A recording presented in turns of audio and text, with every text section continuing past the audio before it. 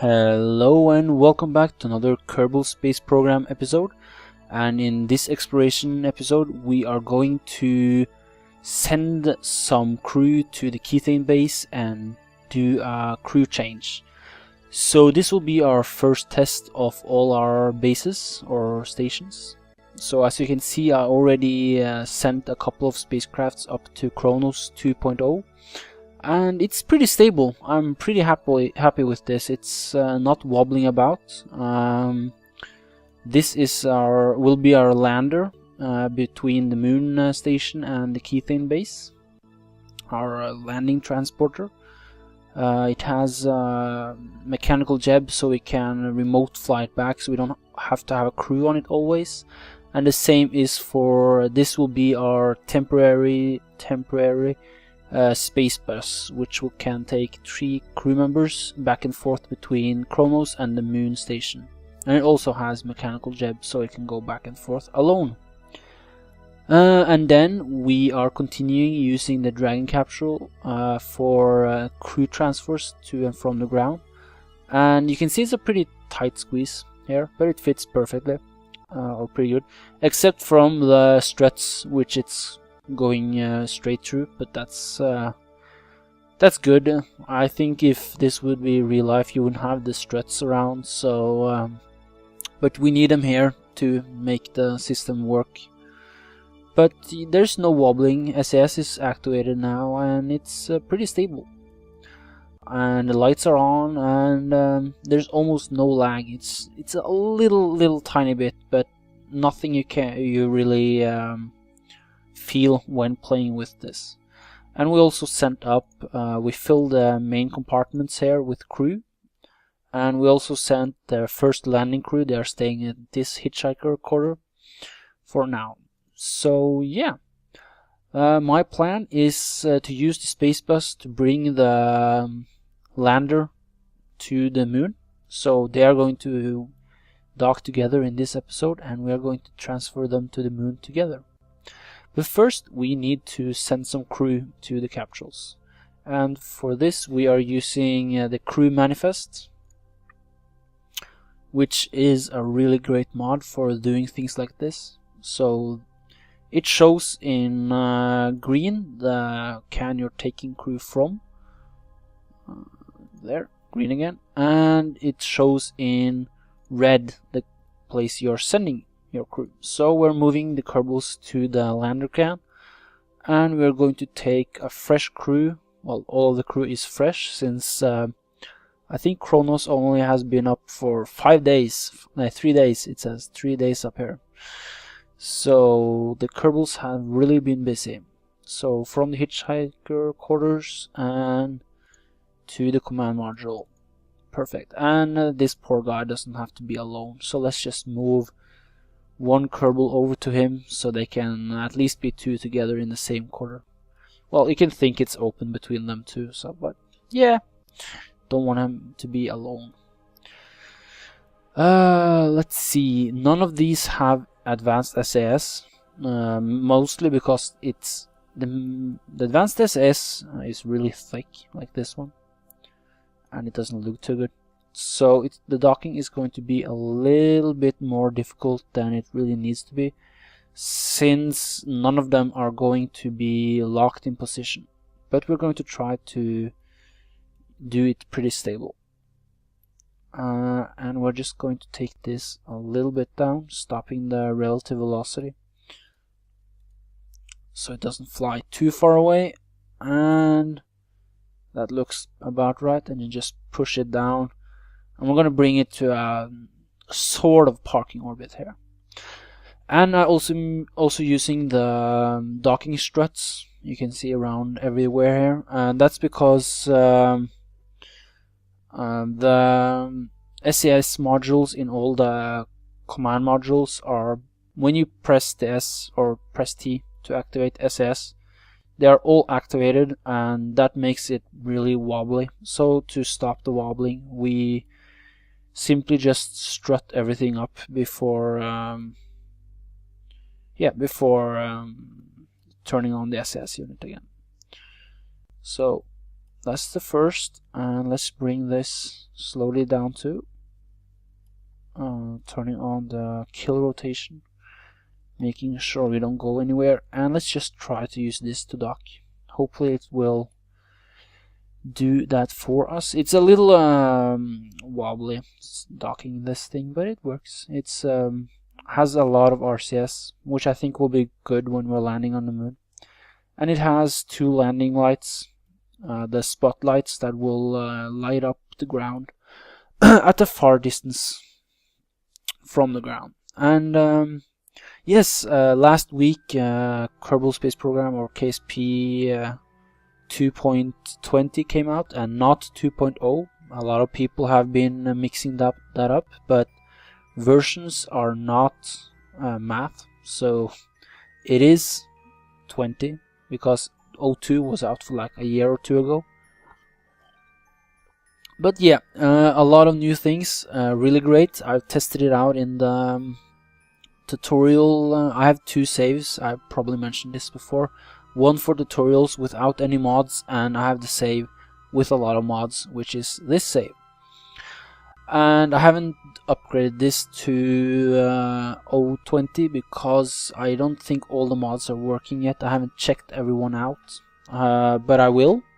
Probably when this episode will be released, I've already checked out and seen if I can just upgrade it. But for now, it's easier to just leave this be. But yeah, the 020 has flags, as a lot of people have commented, and I made my own flag for the channel, so I'm going to show you that in the future. It's nothing special, but it's my own flag. Pretty happy with having an own flag. And it has a couple of new parts, great new mainsail engine, or skipper engine, which is a smaller version of the mainsail, which isn't as powerful, but is mostly for like your second stage unit or something. And I think it's pretty good to use in your second stage. It will do that job nicely. There has been, I've felt it's been like with the big engines, there's been a gap right there, so it fills the gap quite nicely. But what else? Yeah, mainsail. Well, then we have gotten some of Clara's beautiful beautiful models, the lander and the one-man lander can, and what I think of as the watching the ground module. Okay, my voice is really sore today, but yeah, I forgot the name of the part, but it's mostly a module to watch the ground. You can also use it as a control module, but I think it has a lot of windows and should be put on a station facing the ground. So we'll probably send one up to our crew so they can watch Kerbin, the beauty of Kerbin flying around next to them. And I think we're almost approaching a moon not apocalypse, that would be bad. Eclipse, there it is. So yeah, new engines, flag, and there's been a lot of improvements in the background, which you really can't see, but you can feel it. It has improved. It has improved the speed of the whole thing. It uses a lot less memory. I haven't compared them yet, but I will. And I think that's great, because it's been taking a lot of RAM and a lot of memory. Even though I have like 8 gigs, it has used like half of it. Yeah, and now we have they have started implementing the database system, which will be used for resources in the future, and the career mode when you explore planets and stuff. So you get that in map view. You can read about the planets, your vessel, how heavy it is, how many parts. You can read about your crew, and there's just a lot of these things. Then also, if you like in this, if I hover up over the apoapse, it will show me my app apps, but if I take my mouse away, it disappears. In the new one, you're supposed, I haven't tested it, but you're supposedly able to click your app apps, and the number will stay there when you take your mouse away, which is great, because that has been really annoying at times, having to go back and forth like this. So that's good. Oh, what else? What else? There's a lot of small things, or not small things. There are big technology-wise or coding things, or what should I call it? There are big background stuff, but maybe not a lot you can see at the current time. But I think it's really good. It's I like the new update. It has a lot of new interesting parts and stuff. Let's see if we can get this to go the right direction, because now we're going. Is that? It's kind of difficult to see if that's going the right direction, but let's quick save and just try and fly out there. We can bring our periapps a little bit down when we approach, like a couple of hours away. Let's see here. Let's do it retrograde and just bring it a little bit closer to the moon. So yeah, this is not my video on the new update. I haven't checked everything out yet. It looks great. It's going to be good, I think. Let's see, how are we going to do this? Let's see. Okay, stopping time warp will help, and it looks like it's going to be on the wrong side still. So let's. I want this to go the right direction, seeing that we have to dock with the moon station. But yeah, this looks like it's going to be on the right side. No, that's going counterclockwise. But okay, yeah, we're so far out that we probably can flip this around, because I think everything else is going this way. So let's kill all our speed and send it around the moon the other way. It's not the most fuel efficient way to go, but we have fuel. We have a Kethane base which is producing us fuel, and there's plenty of fuel in this, and there's no fuel in the lander, so it's already used that fuel. But yeah, the base is going, their station is going that way, so we're just going to flip around, and we can start targeting the. Well, if I could get the right one. Oops. Damn it. I forgot to push. Let's see. Okay, let's kill all the relative velocity. And I think it's going to be 90 degrees, which we're going to point. So let's do that. 90 degrees, and yeah, that looks about right. Let's see, moon stations. No. There, set as target. So I'm going to bring the periapps down to the station's altitude, which is about 107. So it's drifted a little bit out of its perfect orbit, but that's fine, we can change that. And I've done some small upgrades to the moon station after I sent up Kronos, just because I saw some stuff that I had done on Kronos which worked pretty well on that station, so I just added them to Kronos. Nothing big, so no point of doing a whole well, it wouldn't be an episode anyway, because I used the text editor for most of it. But yeah, some updates on it, like adding a lander can on top, which gives it extra torque, and the docking the docking struts, which is also a nice thing to have. Okay, so we're already pointing retrograde. Let's bring in our separation. So yeah, it should start going down, hopefully. Oh yeah, that's this orbit separation. So yeah, let's just bring this like yeah, 300,000 meters. As you can hear, when I'm playing this, I'm not planning everything out. It's just like taking it for a whim. Let's see, passing our okay, so we need a little bit more speed. I think actually we're going to go around a couple of times now, but let's be on the safe side because we used a lot of fuel already. So 300 was actually a good guess. Should have gone with that. First is always the best. There, 500 meters. That's pretty close for one slingshot around. And yeah, the station is going 2 times, so we could have done it faster, but why take the chance or the risk? So we are approaching the station at great speeds, and we have to leave enough room to actually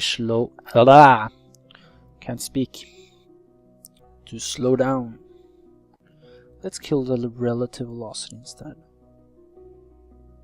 And that's gonna take just about a couple of seconds, so let's take it down to 10 hopefully, and full speed. This would be kind of dangerous if you've done it in real life. I think having the vessel approach you at like 60 meters per second, and thinking that 22 meters per second is 80 kilometers per hour, so 66 is 3 times faster than 80 kilometers per hour. That's pretty fast. If they were to hit each other, that would be really catastrophic.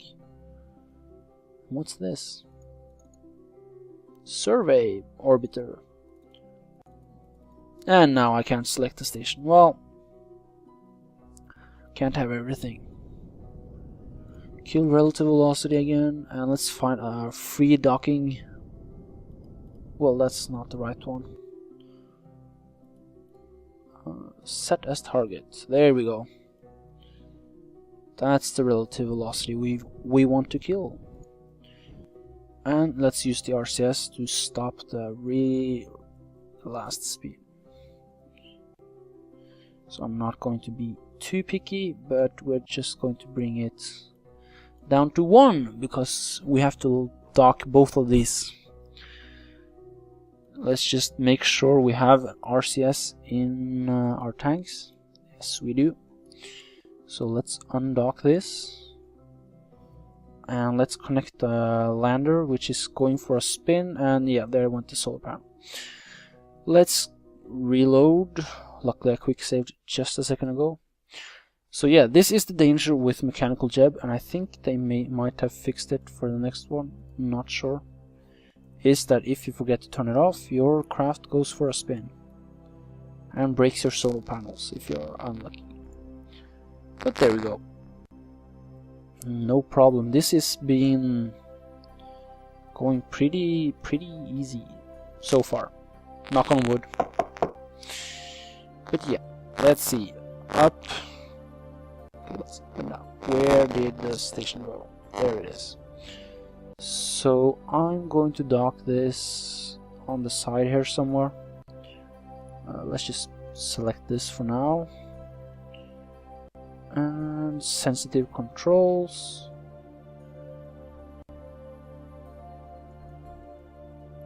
Whoops, there we go. That's about right. Let's see. Are we going to retract some solar panels? Let's do that to be on the safe side. Let's take in number 1. And I have no idea which side I just retracted. So it turns out to be this side, and that's perfect for our encounter. And that solar panel should also be inside. Don't know why that is out. So yeah, the solar panels on this are action grouped so that I can retract just these four or these four.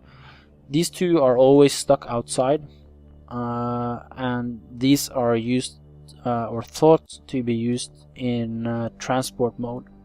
If we need to transport the station over great distances, you can use those to make sure you have power at all times and you don't accidentally forget to rotate the station and lose control, because losing a whole station would be pretty catastrophic, I think.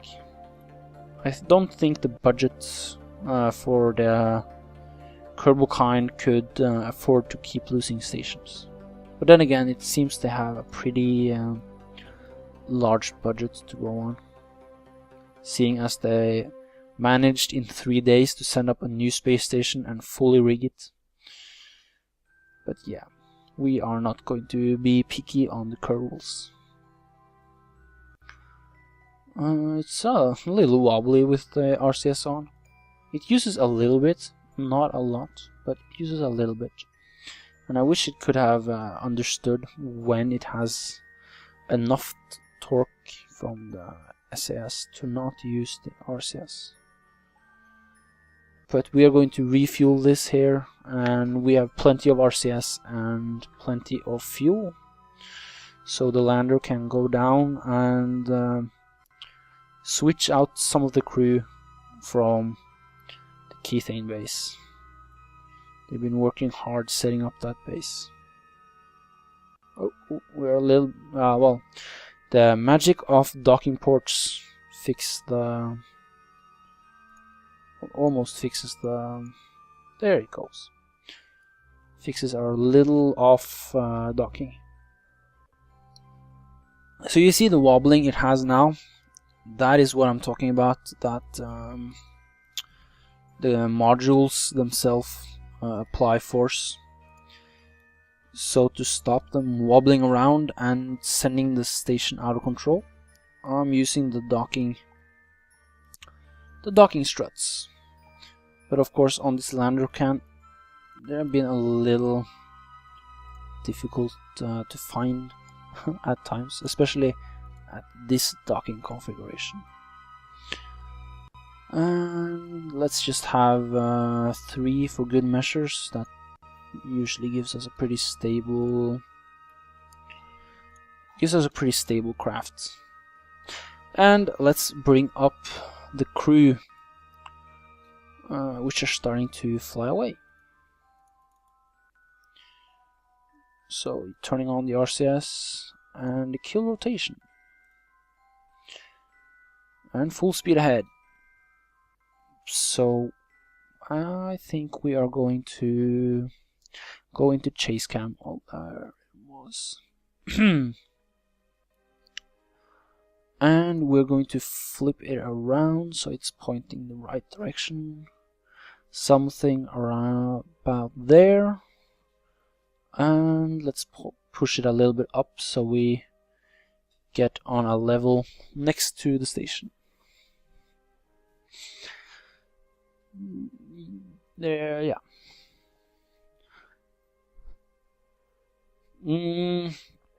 So after we dock the crew, we are going to take the lander can down to the Kethane base and pick up the patient crew from the base. They have been there for I don't know how long, but they were sent up in, if you're thinking of episode wise, quite a long time ago, and they have been with the base and on the train and waiting for everything. I even think they were sent up before Zeus station, maybe? No, they were sent up after Zeus, but pretty close. I was starting to build the space train pretty close to Zeus station, I think, right after. So they've been been in that tight capsule for a long time. So I'm almost finished with designing my first base. I have two designs, one which will be the work area, or well, the work area we already have, but the living quarters for the workers, or yeah, the astronauts that are going to be working on the base. And then I also am thinking of a design for like an R&R, R&R base where they can go and have a little relaxation and have a little more space in the weekends and when they have a little extra time. So I think the combination of those two stations will be, or bases, will be pretty good down on the moon. And to keep the lag down, we are going to place them at a little bit of a separation so they don't load each other, and then we can build them a little bit bigger, which is great. So yeah, the first base will be the living, kind of a living base for those working on the Kethane deposit, and that will be a couple of lander cans and a communication tower and some lights. And we also have to oh, my voice is really not good today. We also have to give them some rover transportation, and with the new rover seats we have some great possibilities building rovers to drive them to and from work. And then I'm thinking of building the R&R base on top of the ridge somewhere, so they have a nice view over the whole moon area. It will probably be pretty boring for them to stay down in that small valley all the time. So yeah, I think that'll be nice. And then we will start sending probes to I think maybe the next episode. I'm not definitive on this yet, but I think on the next episode we'll send a probe to Duna and do some exploration and start finding possibilities to go there.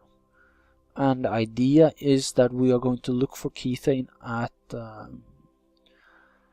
Duna, and we're going to build a small version of our Kethane base, and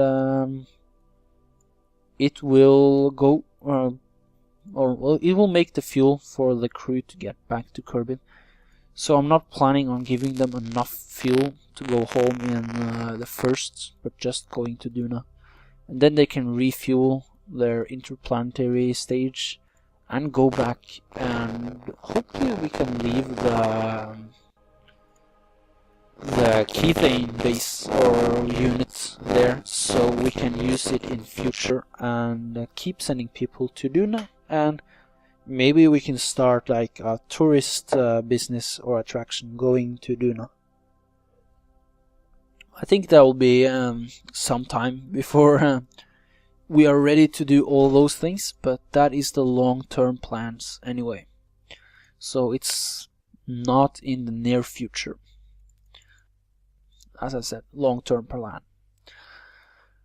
Let's undock the lander can and bring it down down to the base, our Kethane base. Okay, wrong craft, and there we go. And backing away, just push. Oh no, wait. I forgot fuel. Houston or Kerbal or something. We forgot the fuel. That would be kind of bad, doing a deorbit with no fuel. So let's see if we can bring this back in. There we go, without breaking anything. Yeah, we didn't break the solar panel. Good. And That's a lot of wobbling.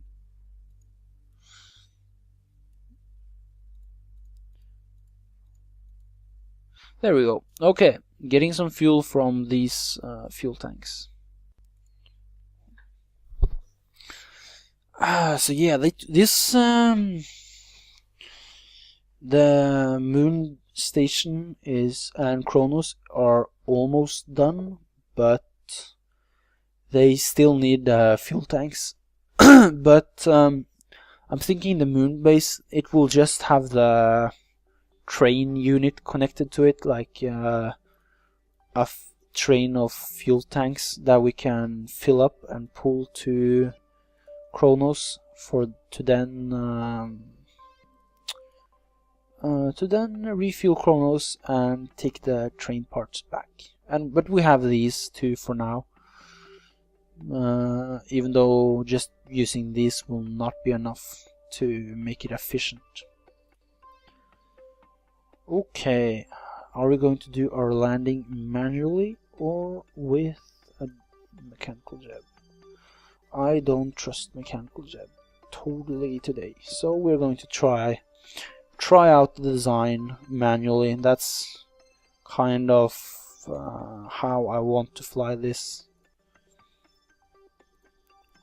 craft. It is manually anyway. So let's see, it's not quite in the right position, but we will try. We can always do some changes to our orbit. So I'm bringing the periapse. I want it to be about 3000 and a little before the base, so now it's being a little behind the base. And I hope this landing unit is powerful enough to do this. Let's bring out the Translatron too, and we can use that if we need it. Oh, whoa. Okay, way too much. Should have watched the map view. So, okay, so it's powerful enough, I guess.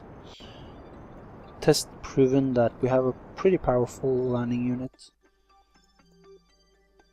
And we have some seasick Kerbals too, I think. Yeah, there we go.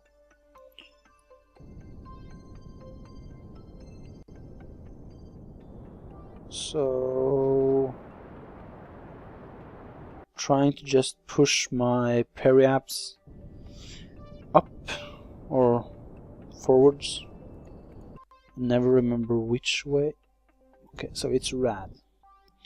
Minus rad. Just trying to get it in front. Having a small look on our fuel reserves and turning off the RCS because we don't need that.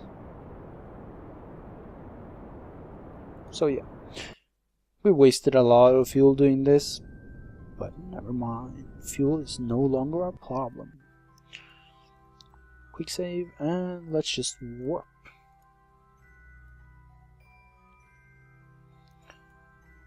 Flying across the surface of the moon and landing at night. But with these huge spotlights, the Kerbals are ready to land at night. These are the voyages of blah. Okay, not going to try to do that since I apparently cannot speak today. So that's the base, and that's some debris that's just lying around.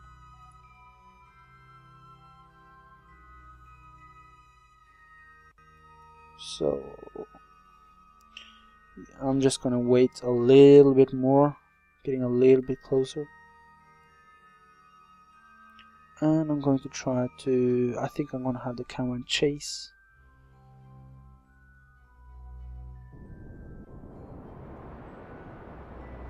For some reason it just looks like the base is on top of a mountain from this view, but it should be on the bottom of the valley. So hopefully it still is. So yeah, we're going to try to land. Oh yeah, that's right, there's a ridge right there. So we need to break enough speed or stop enough speed so we can turn over to the base. But it looks like we're going to pass it a little bit anyway. Well, not a little bit, but quite a lot actually.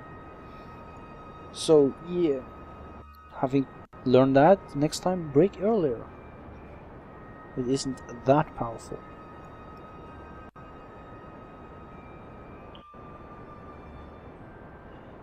Yeah, let's see, how are we doing? We're pointing a little bit. We're actually shooting down towards the ground, that's stupid. Let's do it like this. We want to kill some of our downward... No, wait, we were pointing the right way. So, burning up that precious fuel, which is not precious anymore, and almost kill all the velocity. So we can start going back to our base. Well, everything couldn't work on the first try today. That would be very unkerbalistic or Kerbal-like. So I think we are going in this direction, if I'm not mistaken. Yeah, that looks right. Here somewhere. A little bit more over this way.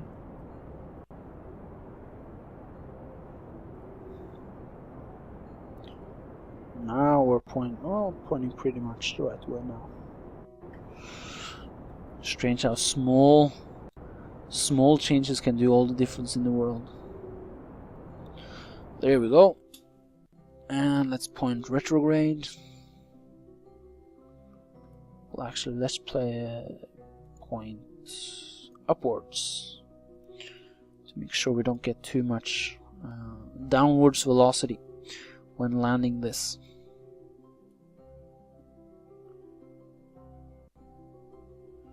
Let's see, vertical, let's say -50 we can control.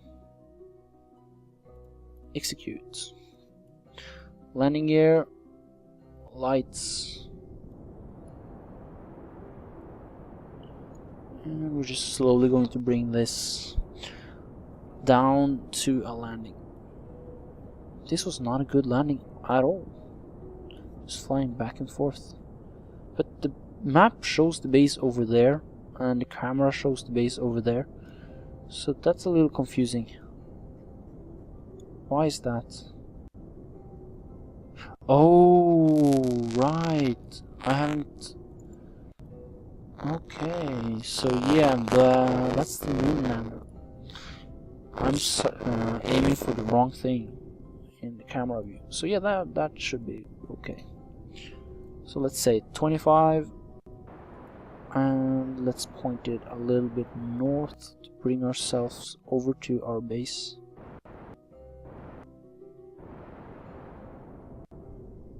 Okay, pretty close now. There we can see our base. That's pretty good. So let's bring it this way and a little bit that way.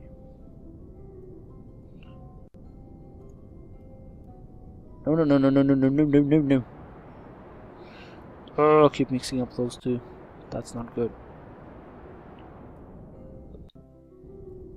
How is our trajectory? Perfect. Okay, I should have done this at daytime because really don't see a lot. Really don't see a lot. My orientation is completely off right now. Kill horizontal and -5 meters per second.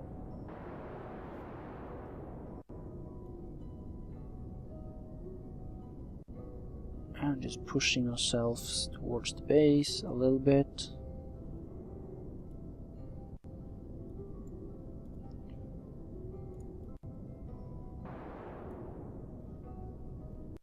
We want to get a little bit closer. We're pretty close, but we want to get a little bit closer.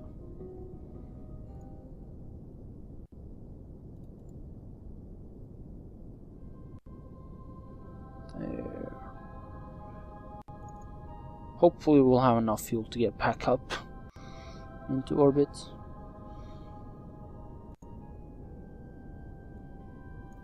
And -5 again. They're approaching the Kethane base. So when we get upgraded this, I will put out some flags that I can aim for and know are safe places to land.